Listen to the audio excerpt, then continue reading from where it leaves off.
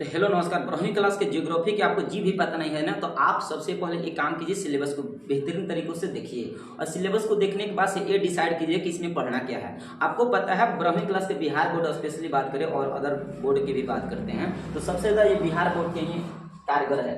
अन्य बोर्ड की देखो तो एनसीईआरटी के हिसाब से पालन करोगे तो सब सिलेबस में मिलता जुलता रहता है। तो 2025 के न्यू सिलेबस में क्या होता है ना कि मानव भूगोल मतलब विश्व भूगोल और भारत के भूगोल 2 भागों में बटा हुआ है।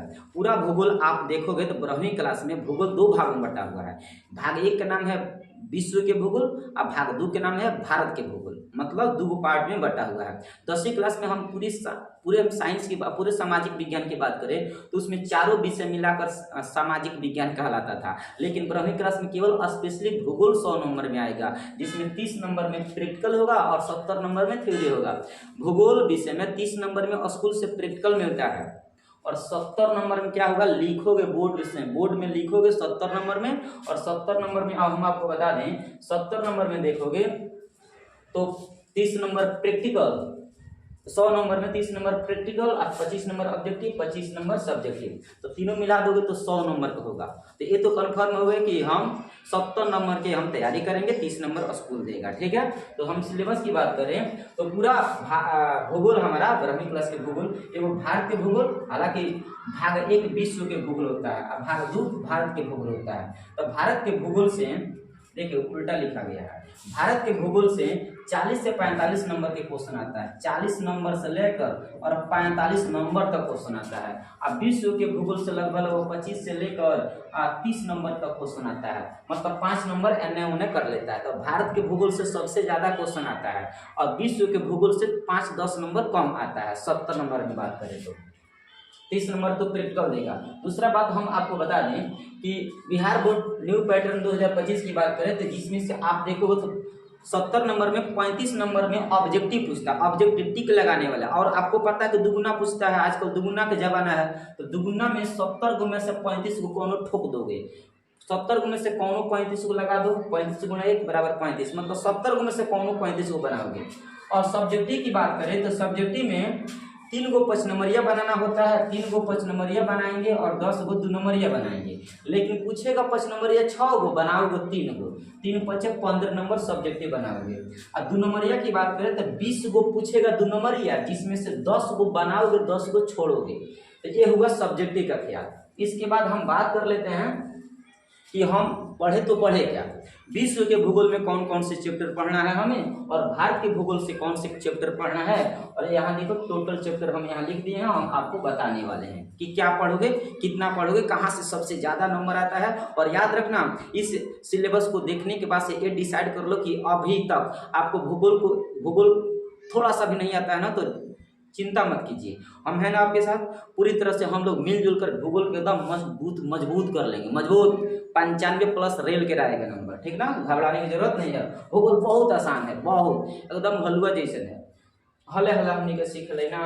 देखो वर्ल्ड ज्योग्राफी में बाबू कौन मतलब पार्ट होता है, तो वर्ल्ड ज्योग्राफी मतलब विश्व भूगोल और इंडियन ज्योग्राफी मतलब भारतीय भूगोल। भारतीय भूगोल में ज्यादा पार्ट होता है, 12 गो देख लो टोटल।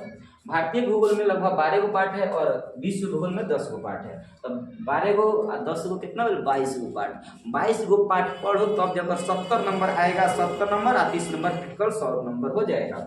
चलो विश्व भूगोल की बात करें तो पहला चैप्टर के नाम है बाबू, पहला चैप्टर के नाम है, हम आपको बता दें पहला चैप्टर का नाम क्या है तो बताएगा विश्व भूगोल में पहला पार्ट के नाम है भारत का भूगोल। तो मानव भूगोल सॉरी विश्व के भूगोल में पहला पार्ट का नाम है मानव भूगोल। तो मानव भूगोल का मतलब मनुष्य क्या है, भूगोल मनुष्य में भूगोल का क्या इन्वॉल्व है, क्या उसका योगदान है, इसके बारे में डिटेल जानकारी लोगे।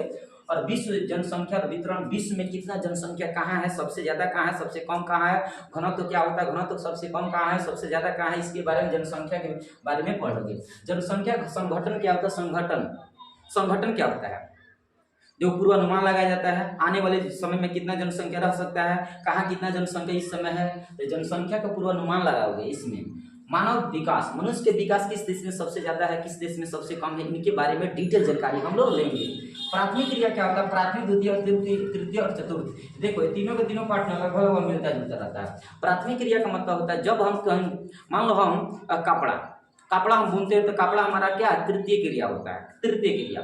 और कपड़ा किससे बनता है, कपास से, तो कपास हमारा प्रथम क्रिया हुआ। जब हम प्राकृतिक रूप से कच्चे माल को हम उठाते हैं ना तो प्राथमिक क्रिया होता है। मतलब कपास हमारा प्राथमिक क्रिया हुआ, कांचा माल को प्राथमिक क्रिया कहा जाता है। उस पाठ में डिटेल में पढ़ोगे, चिंता मत करो, केवल हम नॉर्मल समझा रहे हैं। कांचा माल हमारा प्राथमिक क्रिया होता है, जो खेत से डायरेक्ट उठा रहे हो। अब कंपनी क्या करेगी, कांचा माल का एकदम तीर पार के एकदम ओके बना देगा, तो कंपनियां हमारा द्वितीय क्रिया होता है। और कंपनियां जब नया माल निकाल देगा, कांचा माल से नया माल निकालेगा, नया प्रोडक्ट निकालेगा, तो कहलाएगा तृतीय क्रिया। तो ये बताओ, कपड़वा हमारा कंपनी से नया है, तो इसका मतलब ये हमारा हुआ तृतीय क्रिया। और कंपनियां हुआ द्वितीय क्रिया। और कंपनियां कपड़वा बनाया है, तो कपड़वा किससे बना है, तो कपास से बना है, रेशम से बना है, तो कपास हमारा हो गया प्राथमिक क्रिया। ये सब इंटरलिंक करके हम तीनों पाठ एक साथ पढ़ेंगे, ठीक है, चिंता मत कीजिए आप। चतुर्थ क्रिया में क्या होता है, व्यापार संबंधी वगैरह वगैरह नियम इसमें आता है। परिवहन तथा संचार में क्या होता है, परिवहन वैसे साधन जो एक स्थान से दूसरे स्थान तक किसी को पहुंचाता है या किसी को ट्रांसपोर्ट करता है, मतलब घुमाता फिराता है, ये परिवहन होता है। जैसे आपका साइकिल, मोटर गाड़ी और बस, ये सब परिवहन के अंतर्गत आता है। संचार क्या होता है, कम्युनिकेशन, अर्थात संचार का मतलब होता है ऐसा माध्यम जिसके जरिए हम अपने संदेशों को एक स्थान से दूसरे स्थान तक पहुंचाते हैं, वो हमारा संचार होता है। समझ रहे हो, पूरा पाठ में पढ़ोगे तो एक और बात, ये तो विश्व के भूगोल का 8 होगा। अंतर्राष्ट्रीय व्यापार में क्या होगा, विश्व लेवल में कहाँ कहाँ व्यापार, कौन से वस्तु सबसे ज्यादा व्यापार होता है अंतर्राष्ट्रीय लेवल में, कौन आयात करता है, कौन निर्यात करता है, इन पर आयात निर्यात एक्सपोर्ट इंपोर्ट के बारे में पढ़ेंगे। मानवीय अधिवास मतलब मनुष्य की जनसंख्या कहाँ सबसे अधिवास है, कहाँ सबसे ज्यादा रहती है, कहाँ कम रहती है, इनके बारे में हम लोग पढ़ेंगे। इंडियन ज्योग्राफी की बात करें, इंडियन ज्योग्राफी जनसंख्या वितरण और घनत्व। देखो यहाँ भी एगो पाठ है कि दूसरा विश्व में जनसंख्या वितरण और घनत्व। इसका पहला पाठ है विश्व में जनसंख्या वितरण और घनत्व, तो इसका इंडियन ज्योग्राफी का पहला पाठ और वर्ल्ड ज्योग्राफी का दूसरा पाठ मिलता जुलता है। अंतर सिर्फ इतना है कि विश्व ज्योग्राफी में विश्व लेवल में जनसंख्या पढ़ोगे और इंडियन ज्योग्राफी में केवल भारत के अंदर में जनसंख्या पढ़ोगे कि किस राज्य में कहाँ है, किस राज्य में सबसे कम है, किस राज्य में सबसे ज्यादा है। बस अंतर ये होता है कि पूरे विश्व में जनसंख्या पढ़ते हैं और ये भारत के अंदर पढ़ते हैं। प्रवास क्या होता है, प्रवास एक स्थान से दूसरे स्थान जाकर बस जाना प्रवास होता है। मान लो हम मतलब हम दूसरे गांव से यहाँ आकर बसे हैं, इसका मतलब क्या है, उस गांव में हमें भी मतलब जो हम साधन खोज रहे थे वो साधन नहीं मिल रहा है, इसलिए हम उस गांव को छोड़कर हम इस गांव को एक्सेप्ट कर लिए हैं, तो इसका मतलब हम प्रवास हुए।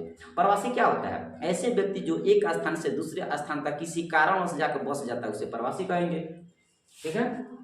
मानवीय विकास क्या होता है, मानव के विकास कैसे होता है, इसके लिए कौन कौन से स्तंभ होते हैं, कौन कौन से उपागम होते हैं, इनके बारे में जानकारी लोगे। मानवीय बस्तियां, मनुष्य की बस्तियां कहाँ है, सबसे ज्यादा बस्तियां कहाँ है, सबसे विरल कौन है, संकीर्ण बस्ती कौन है और सघन बस्ती कौन है, इन सब बस्तियों के बारे में पढ़ोगे। हमारे देश में देखो ना, हमारे देश में बहुत ऐसे ग्रामीण एरिया होता है जिसमें घर एक दूसरे के काफी करीब एकदम सट के रहता है, इसका मतलब विरल है। वो विरल वो होता है जो अब दूर दूर पर रहता है। सघन का मतलब सट के, सघन मतलब एकदम घन, मतलब सट के, विरल मतलब दूर दूर पर।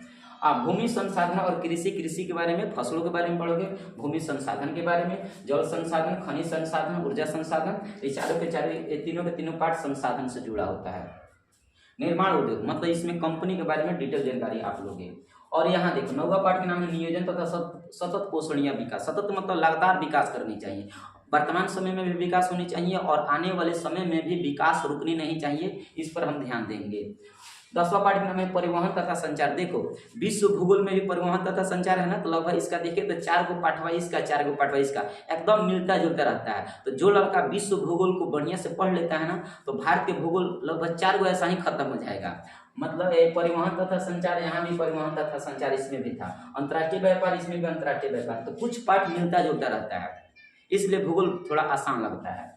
अंतर्राष्ट्रीय व्यापार उसमें भी अंतर्राष्ट्रीय व्यापार है, ये देखो अलग है। भौगोलिक परिप्रेक्ष्य में चयनित मुद्दे और समस्या, पर्यावरण से संबंधित कौन कौन से संसाधन से जुड़ा समस्या है, कौन कौन से मुद्दा है, उन सभी मुद्दों पर हम बात करेंगे। जैसे ईमेल ने कौन कौन से मुद्दा का समाधान करता है, कौन कौन से समस्या का समाधान करता है, प्रथम तृतीय सम्मेलन से कौन कौन से समस्याओं का समाधान होता है, प्रथम द्वितीय तृतीय, इन सभी समस्याओं पर हम बात इसमें करेंगे। तो ये आपका हुआ क्या बाबू, ये आपका हो गया 12वीं क्लास के भूगोल के सिलेबस। तो इतना आप यदि सिलेबस को कवर कर लेते हैं तो आने वाले जो जितने भी चैप्टर होंगे ना एकदम बारीकी से आप फॉलो करोगे, बारीकी से आप समझोगे। और इसके बाद हम क्या करते हैं, चैप्टर 1 आज ही वीडियो बनाने जा रहे हैं, चैप्टर 1 का मानव भूगोल। तब तक के लिए इसे शेयर करते रहो और अपने दोस्तों के बीच इस ग्रुप को, इस वीडियो को थोड़ा शेयर कर दो ताकि उनको भी पता चल जाए कि मानव भूगोल या फिर विश्व भूगोल या फिर भारत के भूगोल या फिर 12वीं क्लास के भूगोल में हमें पढ़ना क्या है, कितना पढ़ना है, कितना सिलेबस होता है, कौन सा पैटर्न होता है, कितना नंबर की कहाँ से पूछा जाता है, उनको भी पता चल जाए। Okay, thank you.